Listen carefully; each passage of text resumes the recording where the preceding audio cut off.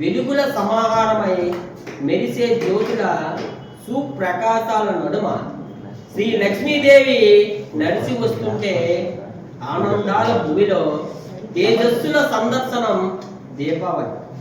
భరతవాణి వెలుగులో మయమై శోభించే పర్వదినం దీపావళి. అమావాస్య చీకట్లో మాయమై వెలుగు పూలతో ఆకాశం విరజిల్లే శుభ సమయం దీపావళి.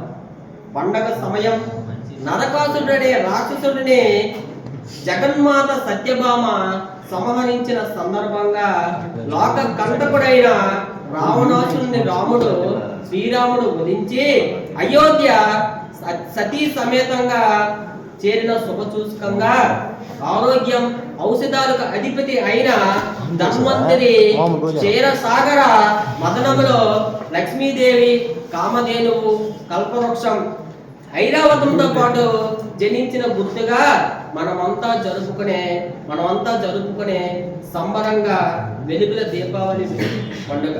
కాకర పువ్వొత్తులు, భూచక్రాలు, మతాబులు, చిచ్చుబుట్లు, విష్ణు చక్రాలు వెలుగులో దేదీప్యమానంగా పంచుతుండగా పెద్దలు పిల్లలతో ఒక చోట చేరి ఉత్సాహంగా ఉల్లాసంగా ఐకమత్యంగా మలుచుకుంటూ ఉంటే ఇళ్లలో జరిగే అద్భుతమైన వేడుకే దీపావళి. దీపావళి నాడు సిరులు రాణి శ్రీ లక్ష్మీదేవిని పూజించి ప్రసన్నం చేసుకోవాలని తప్పిస్తూ ఆరాధించడం ఆయనమయం. దీపావళి అంటే దివ్వుల కాంతి, దీపావళి అంటే చెడుపై మంచి సాధించిన విజయానికి ప్రతీకగా మనం చెప్పవచ్చు.